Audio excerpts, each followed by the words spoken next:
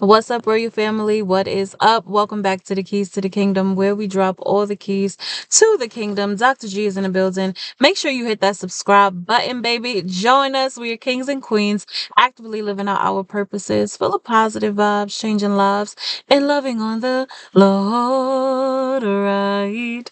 This is the place to be. You do not want to miss the messages that come through on my channel. Shout out to my faithful family. Leo is in the building. This is my fake microphone, in case you're ever wondering. Holding it down in the comments. I love you so very much, and I'm truly blessed and grateful to share this journey with you all. Like, comment, and subscribe, okay? Do all the things because you don't want to miss the messages, all right? Like, legit. It's the place to be. It's the keys to the kingdom. We give you all the keys to your freedom, all right? Baby! Hey! Type in the comments, free me, free me if you want to be free. Only if you want to be free. All right. Also, comment. Let us know where you're tuning in from. If this is your first time hanging out with the Royal Family, so we can welcome you in the building. All right. Listen, baby. Ooh, hallelujah. Hallelujah.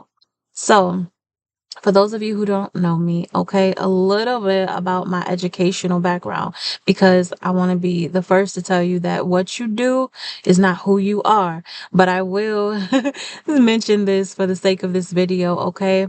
My educational background, I am a social worker, okay, a clinical social worker. I counsel individuals, couples, and families. That is what I have my master's degree in. And then I'm a doctor, okay, in trauma informed education, social work education. All right, my loves. And so, funny story, really quick. When I first got into this field, I wanted to be a marriage and family therapist. That was one of my heart's desires. And when I ran it over some mentors and people who were already in the profession, they told me that it was too narrow of a subject and I should go into social work because my opportunities will be broadened. Okay. I would have more opportunities and it's more flexible and you'll still be able to counsel people. And that has been my truth. So I'm happy I listened to them. So anyway, this message, I'm so excited to get out to you all because it is bringing me back to one of my first loves, my first passions, which is to help relationships, people who are in relationships, to help marriages, okay, to help them thrive. I want us to all be successful in this area because I love love, okay? God is love, and He also wants to prepare you for your next chapter in life, all right? And so this message is not going to be for everyone. It depends on what season you are in. You will know if the Lord has been speaking to you about this in your secret time, one on one with Him, okay, my loves? But it is going to prepare you for your courtship. All right. This is your next level, your next level, your next season, your next chapter.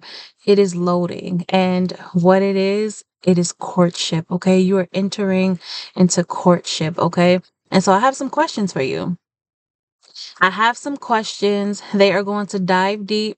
They're going to get to the root, get to the nitty gritty, because you don't have time to play during courtship. Courtship is a time where you, okay, the man and the woman, right, the king and the queen, y'all have established that, hey, I'm interested in you. You looking like somebody, you know. But no, the Lord has sent, okay, uh, y'all together. Some of you know who your God ordained spouse is, but some of you are meeting perfectly good strangers, right? Like you don't know this person. And so, depending on your scenario, you really want to get to know them. Y'all are preparing for marriage. You want to see, I'm going to court you. We're going to spend time together, quality time together, not be together and be on the phone, ignoring one another, or going to the movies every single day so that we're just watching something else, being distracted, not even communicating, but legit quality time together, okay? So that you can learn one another and you can decide, is this the person that God has for me? Did God send this person to me? Are they God sent or are they a counterfeit? You want to be able to discern by their spirit and decipher who this person is, okay? You're going to be able to tell by their fruit, okay? By their investment, by their intentionality, by their consistency, okay? And baby, by their responsibility responses to these questions, because when I tell you it covers all the things, you're going to hear about red flags, green flags, their family lifestyle, their purpose, their vision for themselves, their vision for their family, your deal breakers, your non-negotiables. Okay. Listen, honey, their preferences. Okay. Woo! You're going to hear about it all. All right. So let's get ready. Let's get ready. You might want to go get a book and a pen, okay? So you can take some notes, or you can jot these things down in your phone, wherever you write your stuff at, wherever you journal, wherever you prepare. You want to keep it in a safe place for when that moment comes for you. Because again, although it might not be right now, in the future, the near future, the Lord, hallelujah, is going to establish your marriage. I'm believing in Him to do that for you, okay? And these questions are going to help you know your person better. So here we go. Whether this is someone that you know, or whether this is a complete stranger, you want to know foundationally, off rip, the basic thing is one, are you a Christian? Okay. Do you believe in Jesus Christ? Right? That's what you want to know. Are you a Christian? Do you believe in Jesus Christ? Because some people can say they believe in God, but you have to understand that there's a lot of gods out here, lowercase g. Okay. We don't want to know if they believe in Buddha. Okay, we don't want to know if they believe in Allah. We want to know if they believe in Jesus. Okay, Christ. Actually, we do want to know if they believe in these other guys, because then you'll know that they're not equally yoked to you.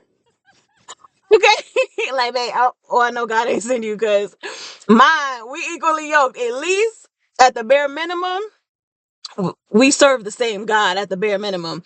Um, okay. Some of you may have an unbelieving spouse, right? They might not know God or be in a deep relationship with the Lord, and you'll know if that's your situation. That's pretty far-fetched, but it might not be. He might use you to bring her, whoever your God ordained spouse is, or this stranger, closer to the Lord. Okay, so you'll know that though, because the Lord, if you hear from him, if he speaks to you again in your one-on-one time with him, he would have downloaded that information into you, okay? Or he'll confirm it after y'all start communicating with one another, you and this person. So yeah, after you find that out, you might also be interested in knowing, like, do you have a church family already? And if they do or if they don't, you just want to know why or why not, right? And so as believers, God states that in his word, we should be committed to meeting with one another. Um some people do that in person. Some people do that online. Some people are in between churches. They just don't have something set in stone. Some people believe that church is in your heart, right? Like, we are the church. Church is not a building. So it just depends on where this person is at. You want to really see where they are on their journey, okay? And again, you're just asking these questions to collect data, right? You want to just find out information and see again if this is who God has sent for you, or if it's a counterfeit. All right, my loves. And so after you find out those foundational things, you can move into this question of what attracted you to me, or better yet, you could phrase it as what made you interested in pursuing me.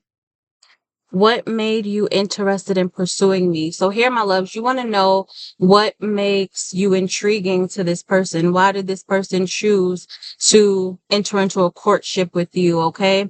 And when they're elaborating on this part, you want to hear things like your character, the way that you live in purpose, the way that you love the Lord. I mean, I don't want to say what you want to hear, but you want it to be things about your personality, your character, not just your physical body, your physical physique. Okay. You want it to be in depth. You want it to be things that you can tell that they have been observing you, they have been studying you, they have been yeah, watching you, and they're interested in you, right? So it should be a little bit deeper than, oh, you have a nice smile, or oh, you have pretty eyes, or oh, you have long or beautiful hair. What do men have? Oh, you got nice muscles, or oh, you so light skin, you so chocolate, whatever. It should be more than that, okay? Kings and queens. So pay attention to what they say. If they talking about the car you got, the house you got, the money, you look like you got money, run for your life. Run for your life. Oh, let me stop laughing because this is serious, baby. I done heard some stories. Okay. Holy Spirit. Help us all. And so, anyway, my loves, continuing on, once you figure out what they like about you, what's intriguing with you, you might want to ask them, what are your core values? What are your core values? Core values, my loves, those are things that matter to them the most, okay? And so, for instance, I'll just name a few of my own personally.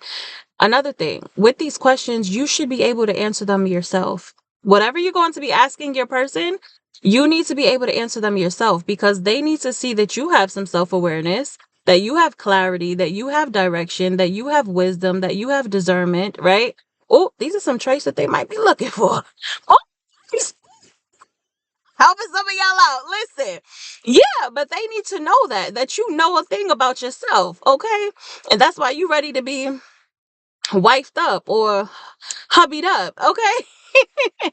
So, yes, my core values, one of them is family. My faithful family, no. Now, mind you, this is contrary to my upbringing because I did not learn how to value family from my family. Okay.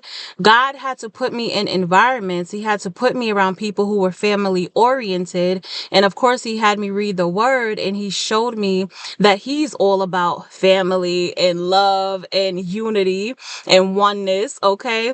And so, I was like, I love family. I want a family. I'm excited to build a healthy family in this earthly realm. I'm excited to be married, right? And so family is a priority to me. Me investing in my family and pouring into them and helping, our love and legacy be fulfilled on this earth, whatever the Lord wants us to do, that is something I want to prioritize. So family is definitely on the list.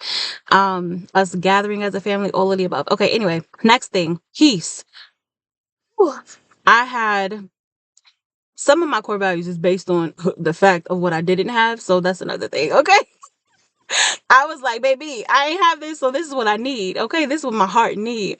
I need peace. Okay, especially with the work that I do for a living and for the Lord. Like, whew, I love peace. I don't like toxic behavior. I don't like the dysfunction. I don't like the inconsistency. I love beauty. I love nice environments. I love kind people. I love people and environments that contribute to my peace. And so if things are chaotic, if things are rowdy, I know that that's not my person. You know what I'm saying? Not saying that him and I are not going to go through disagreements. I'm not saying I can't handle that. But what I'm saying is, y'all know the people for your family. I don't have to go too deep into this. Y'all know the people that are committed to dysfunction. Like they just want to argue with you all the time about everything. They make the smallest things the biggest things, or they don't make sure that you're protected or you're in a safe environment. You don't feel comfortable going out public places with them because they're arguing with your friends or just starting a fight with other people all the time. I've been and seen some things, okay? And I've had to counsel people who are in domestic violence relationships. So it get real when I tell you that peace can be something that is not, that it can be something that's absent from relationships. Okay. And so my loves, peace, priority. All right. And another thing, let me just say health. Okay. So these are my core values: family, peace, health, health. Why health? Because we want to make sure that we're both prioritizing living a long, healthy life for ourselves, for one another, for our kids, right? And that's what the Lord wants to bless us with anyway, long life. So I want to make sure that our actions, our thoughts, mentally, our emotions, and then physically, we're in alignment with that, being committed to health, okay? And never giving up on that journey to health, okay? So anyway, those are some of the things that you want to look for, right? Like, what is this person's core values? What do they value the most in life, all right? And see if it's in alignment with yours. That could be a little game that y'all play. Like, bae, write down. I mean, ooh, don't call him bae on the first, second, or third date. Um, you'll feel when it's right. But you maybe long term, second month or something. But because y'all not gonna be courting too long. This gonna be quick, baby. It's gonna be quick. So you gonna know if they bae or not soon. But anyway, babe, write down 3 to 5 core values you have. And then you write down 3 to 5 core values you have. And so when y'all both have 3 to 5 core values, y'all compare the list and see, where y'all fall. Like, oh, you got family, I got family is number one too. So we both prioritize family. It could be a thing. Oh, you have health. Like, say if they put finances number one instead of family. Not saying that y'all need to put family number one, but I'm just telling you how to think about these core values, okay? Because I know this is counseling, okay, terminology. So you may have never even heard of this. If they put finances number one, then my loves, you need to know that more than likely that person is going to tend to put work before you. So if you have an issue, and let me know if y'all disagree with me in the comments, but this has been a thing. If that person prioritizes finances over family, more than likely, when it comes down to being there for their family, being present, being home, being available, being around for sporting events or, you know, performances at school or doctor appointments, being there for your pregnancy, whatever the case may be, for my queens, excuse me. I normally talk to my ladies because I'm a lady, but kings, you get the point. Um, being there for you, whatever capacity you need your wife to be there. Sometimes the woman, especially now since everybody's overly ambitious, right? Sometimes they like, I'm working all day. I'm in the room. I'm not coming out to cuddle with you. But then you have a love language of quality time. So you looking at her like, what do you mean? Right.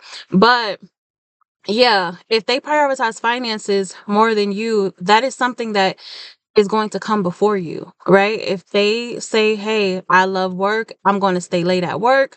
That means I'm going to come home probably after dinner's done. It can just go left really, really quick. So if you know that that's something that you can't deal with, ask clarifying questions to see, like, why did you put finances first? That's interesting. Why did you put finances first? What does that mean?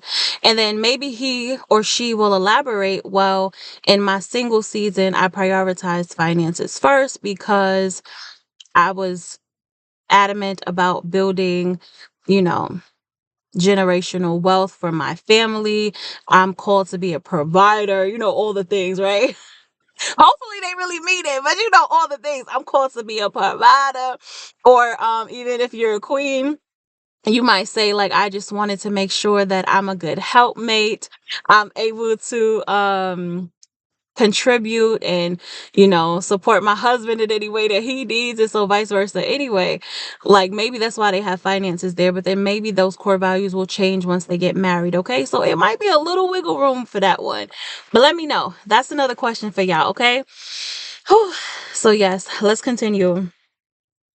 You want to ask them, what is your vision for yourself? So this is like a 3-year vision, a 5-year vision, 10-year vision. You want to know where they're going, right? What direction are you going in life? What has God told you about yourself? And do I fit in those plans? Okay, that's what you want to be considering for that one. All right.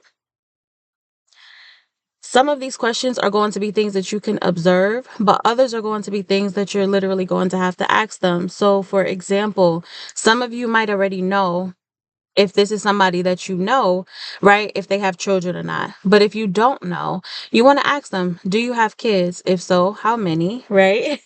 If they don't, do you desire to have children? Because here's a deal breaker, right? If you, my love, desire to have children, but this person either already has kids and they don't want any more, or they don't have kids and they just don't want to have children, that's going to be something that you don't want to tolerate, all right? And you're going to know, like, hey, that's a red flag for me. That's a deal breaker. I'm not going to go forth or be able to go forth in this courtship. Okay. You're not the one for me.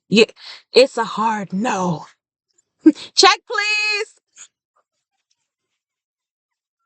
I'm sorry. I know I'm a little extra, but I used to act when I was younger. So I know y'all probably don't know that about me. But my royal family, my faithful family, I think y'all know because I've hinted towards that a little bit.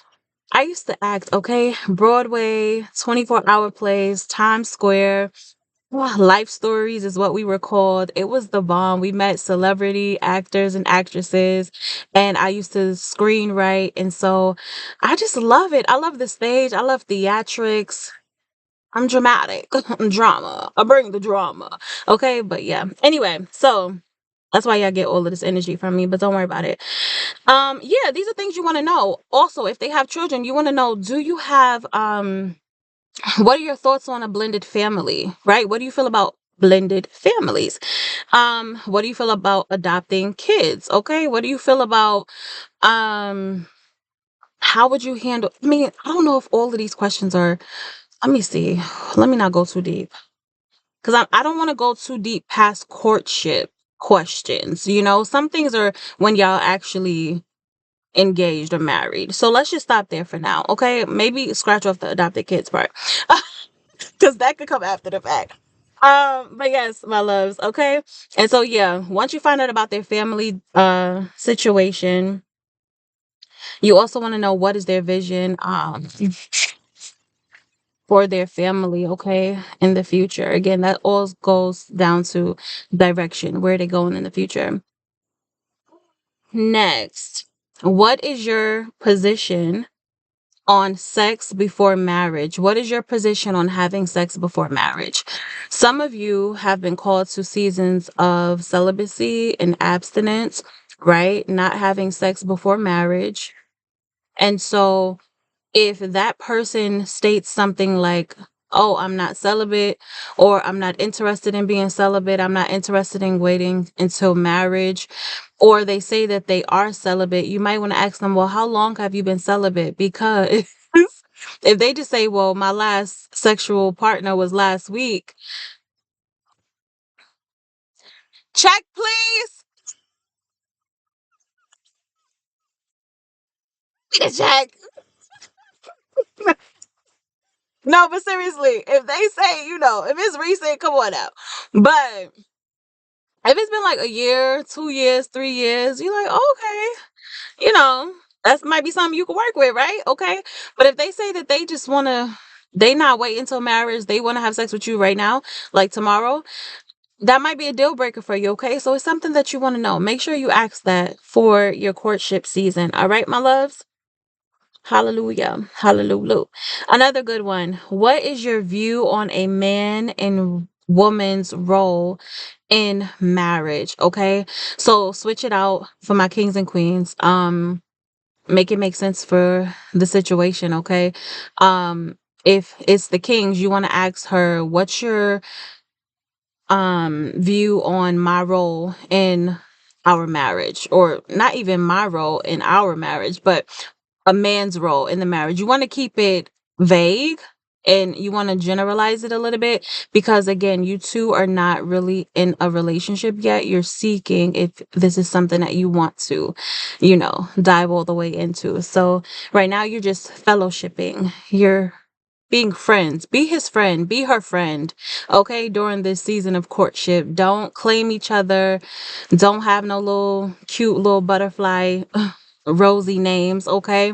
Just keep it very platonic, but also like you're interested in them. Okay? Find the balance. Find the balance. So yeah, you want to know their view on a man and woman's role in marriage, because you want to know, does gender roles matter to you? Are you, another way that you could frame this question, my loves, are you a traditional man or woman, or are you more modern, right? So traditional man or woman is like, they have clear roles. Like the man, I'm a provider, I want to protect you, I want to go out, get the money, bring it home, right? You cook the groceries, I provide, you make the house that I brought you a home, okay? I take care, like the wife take care of the kids, clean the house, things like that, right? Like they're more traditional. Or are you modern? Is it like we both work, we both cook, we both clean, we both taking care of the kids, we both, or maybe there's some flexibility in that for the both of you. But this is something that y'all can discuss together, okay? This next one, this can be observed or it can be asked, all right? I personally would observe these things, because anybody can tell you anything, but it is also something that you're going to be able to pick up on the more you spend time with them. You should be meeting their family and their friends, okay, during your time of courtship. That should be something that happens almost immediately. Like after your fourth date with them, once y'all really know, like, hey, this is a thing, this is someone that I'm serious about, And the reason why I'm saying fourth date, and that might not sound very long to you, God gave me a word that it's only going to take him 3 to 6 months for him to establish his marriages. Okay. So you're not going to be dating, courting, all of that stuff. That's not going to be happening. If it does happen, it's not going to be happening very long.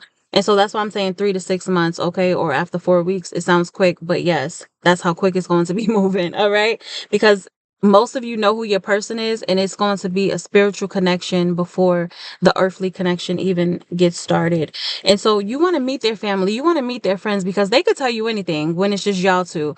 But their family and friends know the real them. Okay. Some of them. I can't really say that, because if I put, oh, how could I word this, Lord?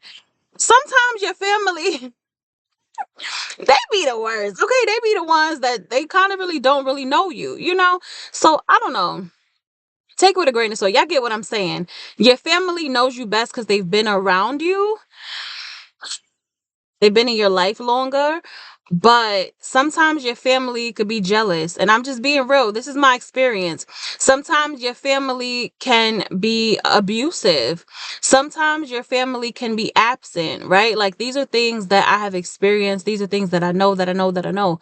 And so what they say about you might not always be accurate. Okay. And so y'all will be able to judge again by observing. Okay. And even if a family and a friend member says something, a family member and friend, excuse me, says something about your person, you still have to take it back to God. You still have to believe what God says about your person over what their family and friends said. Okay. But it's just helping you again gather information about this person. You want to listen.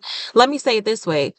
If their mother says, he is um very talkative when it's just in intimate settings, but around big crowds he does not like to speak that much, right? Like, he's a man of few words. You can kind of believe that. You could be like, oh, okay, so he probably a little shy, he's probably a little introverted, he probably don't like a lot of people, but he feels more confident and comfortable when it's just like an intimate setting. That's something that she knows about him because she's been watching her son, right? Or whatever the mother would say about the woman. Okay. Like, oh, my daughter is, you know typically, queens, what do we sometimes, my daughter is typically I don't know. Help us out, fellas, in the comments, okay? Because I can't think of the top of my head right now. I'm the worst with examples. So let me keep going. But y'all get it, right? I hope y'all following. Yeah. You want to listen for little key things like that, like, oh, this is their favorite meal. Okay. And so then, like, oh, if this is what they like to eat from their parents, maybe this is something that I could cook at our own house, things like that. Okay. Basically, their character traits is what you want to know. If their boys are all single and they're all bachelors and they're all at strip clubs every other weekend, but your person is the only one that wants to get married and is seeking to get married, that's a little bit questionable. Because it's like, if you want to be married, why is this your friend circle? We need friends who are anointed. We need friends around us that's going to help us sustain the union. Who we gonna call to pray when we getting on each other's nerves? Who gonna cover us if they in a strip club? Who? Who gonna cover us? Who's the wise counsel? If they just got the bottle in their hand, how are they gonna be sober enough to speak common sense into us when we not feeling each other? When we want to walk out the door, okay? So pay attention, okay, my loves, pay attention. You want to know the history on their bloodline. And this might be something that comes out after the fact, later on, when y'all been dating for in courtship for a longer time, or you've observed it just, after marriage. But you really want to be keen on any history of alcohol and drug abuse, or any trauma, any felonies, okay? Any mental, emotional, physical, sexual abuse, right? How do they budget their finances? Okay, what are their parenting styles like, or what do they believe that their parenting styles should be like? Okay, how are their communication styles? Do they communicate with you well? Are they in it for the long haul, for better or for worse, through sickness and in health, right? Like, how do they feel about, like, say if you get sick, are they running away? Are they actually like showing you like, hey, I'm concerned about your well-being. Does this person show you that they're concerned about your well-being? All right. These are things that you want to pay attention to during that time. Okay. Because it's going to help you just again make informed decisions about what it is that you need, what it is you want to prioritize, and if this person is God sent or a counterfeit. Okay. Okay.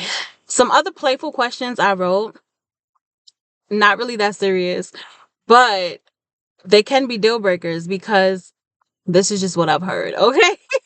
If any of y'all take this too seriously, please just stop. All right. But you might want to know if this person likes the AC on or the heat. I'm just saying, are you hot or a cold type of person? Like, what temperature do you like? Okay, because that might be a deal breaker for some of y'all. If this person like to be cold all the time, but you like to be hot all the time, I don't know how y'all gonna manage. But yes, figure it out. Do you have a passport? I know personally, this is a question for me. Okay, are you legal and are you able to travel out of the country? Because sometimes they can't. But I know that I don't know if it's a deal breaker because granted, I will travel out the country without you. But I really, really desire to do that with my person. I want us to live life and live it to the fullest. And that includes us touring the world, okay? Seeing this beautiful creation that the Lord has created. And so that's a deal breaker for me a little bit, just slightly. Like, do you have a passport? Do you like to travel? I need to know that, okay? But that might not be a deal breaker for y'all. Sweet or salty? Are you a sweet or salty person? Let me know. Let me know. Let me know. That might be a deal breaker for you. Um, it might not be a deal breaker, but y'all might argue about it, right? Like y'all might joke on each other about that. Do you have any pets? Do you want any pets? I know, oh my goodness, I love puppies, you guys. I love puppies. If they want a cat, it's a no for me. I'm sorry.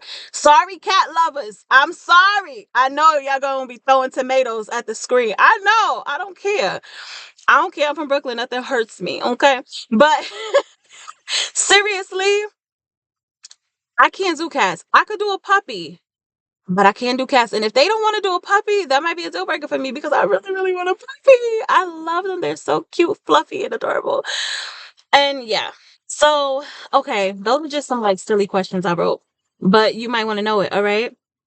You also might want to know what their love language is. Okay. And so the different love languages we have is physical touch, gift giving, acts of service, words of affirmation, and quality time. Okay. And so you want to know this because love languages, it's not how you prefer to give love, it's how you prefer to receive love. All right. And so a lot of times we get it twisted. We love people based on how we prefer to give love. So if I like to give gifts, right, I'm going to give you gifts, but that doesn't mean that you like to get gifts. And so when you look at me giving you gifts, you like, I really just would prefer you to be home and spend some quality time with me, not to just constantly bombard me with gifts and then I never see you. So you want to be clear on their love language and evaluate, like, is this something that I can fulfill? Is this something that I'm open to doing? Some people have been abused sexually. And so if your love language is physical touch, but the other person does not like to be touched, that's something to consider, right? So I hope this is making sense for you all, okay? These are some deep questions. We are diving deep. We don't got time to play with nobody's son. We don't got time to play with nobody's daughter. Okay? We got to know if they God sent a counterfeit. Straight like that. Period. All right. Next one. I'm going to say this one, Holy Spirit. Should I say this one? This is another little funny one, but it's something that I'm really curious about. It's not a deal breaker, but I want to know, do you like to drive? Just in case. Just in case. I want to know if you like to drive because I don't like to drive. I will drive like on your birthday or, maybe once in a while, a little surprise romantic date night for you that I plan. Okay, I will drive. I will drive, but I don't prefer to drive. So you might want to ask your person, do you like to drive? Do you know how to cook? Little things like that. Okay. It just might be helpful. All right. To know. Okay. You want to observe how is their relationship with their parents. Okay. Some of these things may be good or bad, but you want to know why. It should be a reason why, right? If they have a relationship with their parents and it's great, perfect. You want to know why. Like what makes this relationship so amazing, so bomb, right? But if they don't, you also want to know why so that you can gain some understanding and some clarity as to why that person is the way that they are so that there can be empathy and compassion, given. Okay. Let me see what else. A personal question for me that I would ask. I'm not saying that y'all need to ask this, but I'm gonna just throw it out there in case you're like me. I want to know a person's like, how do you problem solve? I want to get in your mind like that. I want to know in your times of conflict or in your times of stress, how do you manage your stress? How do you problem solve, right? And the responses, that you want to look for during this question, my loves, is do you need some time away? Like, do you need space when we get into a disagreement? Or is it something that we can address immediately and we get over it? Okay. I know personally, I am somebody that likes to address the conflict immediately. Like, let's express what we're feeling. This is just because I'm a master communicator. That's what I do for a living. Uh, but sometimes I talk too much. And so it's a deficit, right? Um, and it can be off putting to somebody who does not agree with that type of way of problem solving. But I prefer to just communicate and get it out the way. Whereas if somebody would need space, I would have to know that so that I can adjust, my ways and really be accommodating to them. Okay. And so this might be a deal breaker for you, or it just might give you awareness, right, on how this person likes to handle conflict. Okay. So that y'all could be in alignment. Y'all could stay unified and on the same page because the devil loves disagreements. The devil loves disharmony, right? He wants to break you up. He don't want you to get married in the first place. And so y'all have to really be on top of conflict. How are we handling disagreements? How are we handling outsiders who try to tell us about our relationship? How are we handling this spiritual warfare, these demons, okay, that we're gonna be battling with potentially? Okay, hopefully not. Hopefully the Lord just hold us down. But it's true. You want to know how to handle conflict, all right? What do you do when you're angry? And sometimes, again, this is not a question you might need to ask, but this is a question that this is something you can observe in how they handle stress, okay? Oh, another question about that, on the opposite of that, what do you do for self-care? I want to know, how do you take care of yourself, right? And so, my loves, if you're like me, you might want to know, like, what do you do to take care of yourself? What do you do to keep yourself thriving and going, remaining stable, Like, this might include them speaking about something of what they do for beauty, for fitness, just, yeah, something you can ask them, okay? Let's see what else. When you come home from work, assuming this is the man, because I'm always speaking about my ladies first. But anyway, um, sometimes maybe the woman will come home from work, right? Again, if y'all don't have traditional gender roles, the man might be a stay-at-home parent and the woman might be out working. So when you come home from work, how would you like to be greeted? I wrote this with the idea that my husband will be coming home from work. And so this might be something that you want to ask him, like, hey, how would you like me to greet you when you come home from work? Okay. Some people, again, they want to be embraced immediately. They want that love. They want that appreciation. While other people is like, babe, let me just, let me take my load off. Let me go to the bathroom. Let me sit in a room by myself for 10 minutes or whatever. And then we can come together and you could tell me all about how your day was at home, like stuff like that. So that's just might be something you want to ask them. Okay. Let's see. Whew, this one a little spicy. I don't really know if it's necessary to ask during your courtship, but I wrote it anyway, so I'm gonna just give it to you. How many times would you prefer um to make love or sexual intimacy throughout the week? The reason why I say that is because, for one, in marriage, sex is honorable. And listen, baby, okay, God want us doing it and doing a lot of it. But again, in the context of marriage. And so if this person says, like, hey, I need us having sex 7 times a week, 4 times a day, you might be looking at that person like, baby, not your girl. See you tomorrow. Even see you tomorrow. Check, please. Not see you tomorrow. This is done. But no. Or some of you might be with that, right? But no, you really want to know, like, are we doing it 3 times a week? Are we doing it 5 times a week? Do you expect it 7 times a week? Like, how? Because technically, your husband has to satisfy you, and queens, you have to satisfy your husband. So you want to know what that person desires, okay? And if that's something that you can keep up with.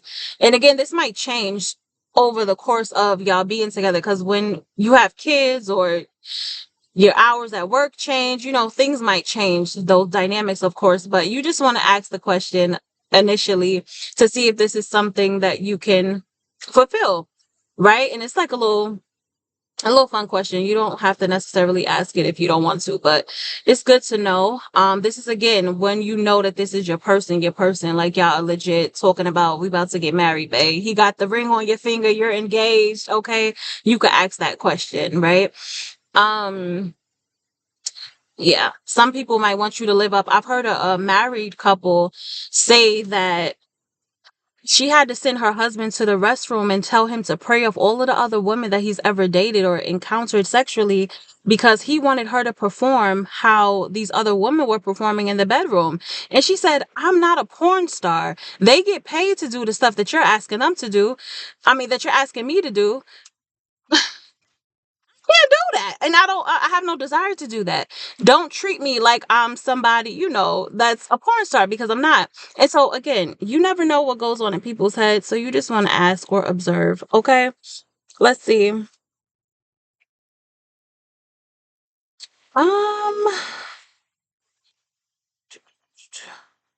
the basic questions that everybody asks, favorite color, favorite sport, what activities do you like to do for fun? You could ask that. You could ask those questions.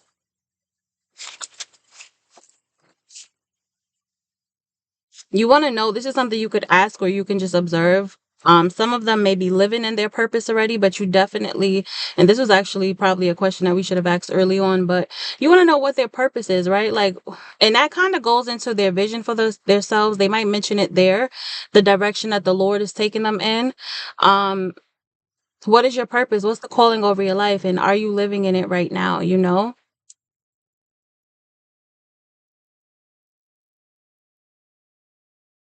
Oh, I would ask this.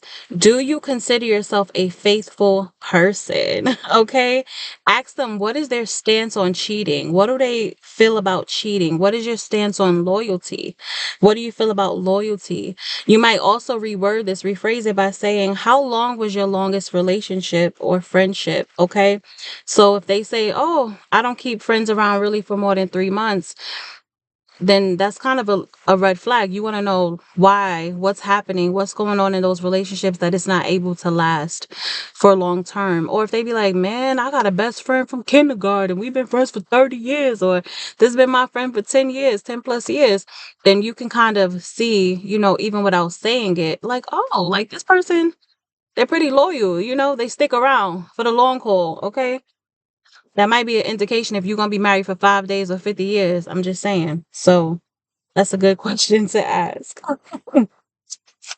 I wouldn't really advise you to ask about previous relationships. And I know some of you might disagree with this, but let me tell you why. Sometimes their previous relationships, it doesn't even matter, because that's who they were. It's not who they are presently. And or God has already showed you and told you who this person is, if you know who your God ordained spouse is. And you want to focus on where God is bringing him, not remind him of his past or where he's been from. Some people say, they would argue that, hey, I want to know about their exes and their past relationships because it will let me know how he's going to be with me or how she's going to be with me. But again, I beg to differ. I disagree with that, because this is a whole new person. They were created new for you, and they were created for you. So most likely y'all are compatible. Most likely, hopefully the Lord has healed them from all the other stuff that they was doing in their past, and they're not that same person. And what I've noticed that it does in relationships, when you have a deep awareness of what they've been through in previous relationships, subconsciously, you hold on to that. You don't just take it as information and let it go. You hold on to it and you use it against that person in the future. Or you're thinking that that person is going to do the same thing to you, or you're comparing yourself to their exes. Like, oh, this person looked like this, or this person spoke like this, or this person cooked like this person had sex like this. And, you start comparing, and it's just unnecessary trauma and nonsense that you're bringing into your current relationship that is a spiritual relationship that is God sent, okay? So I don't advise questions about exes, but what I would encourage is you to ask them, what would you rate the quality of your previous relationships on a scale of 1 to 5? One being like, man, it was whack, it was sour, it was the worst. Or 5 being, this was the greatest relationship I've ever had. It was amazing, was phenomenal. And then depending on what they rate it, right? You can ask, how did this relationship change you? Or what made how can I word this? How did this relationship change you? Or what did you appreciate about this relationship? Like, I don't even want to say what did you appreciate, because then you might compare. But fill in the blank. Y'all get what I'm trying to say, right? You want to know like what made it sour or what made it good, but try to again speak vaguely when answering these questions or proposing these questions, because it might cause some unnecessary baggage to come up. Okay, let me see what else. Mm, oh my goodness, I have so much questions that y'all could ask. Let me see where we could end it though.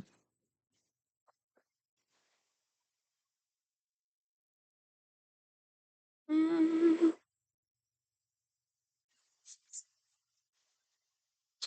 if you could transform or change one thing about yourself, what would it be? If you could transform or change one thing about yourself, what would it be? That's a good question to ask them. You want to see what they say.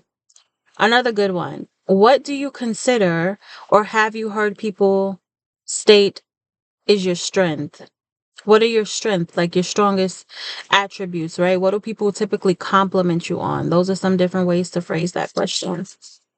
Just so you can see like and this is again something you might observe in them, like their positive traits, their strengths. But it's good to hear what people what they think about themselves, or what they say people admire about them. It might give you awareness on something that you didn't notice about them, like, oh, you do that really well, like, thank you, bye. Woo. Okay, let's see what else.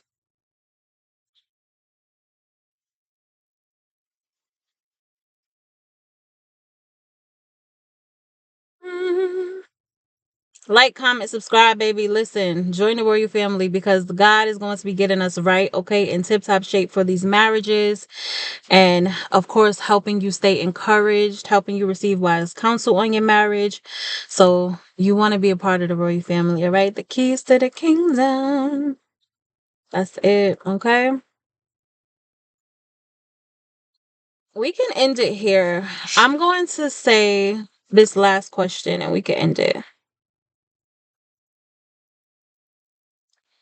If you could tell, and this is very counselorly, that's not even a word, but anyway, this is such a counselor question. If there's something that you can tell your younger self, what would you tell them? If you had something that you could tell your younger self, what would you tell them?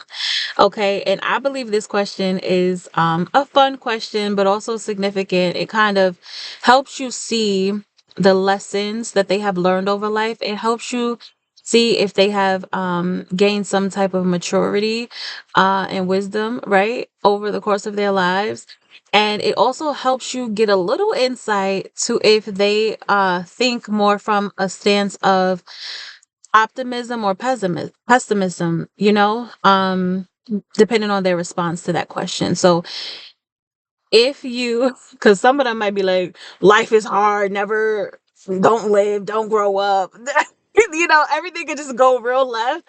Or they could be like, they could say something positive that's full of wisdom and that encourages you and motivates you. Okay.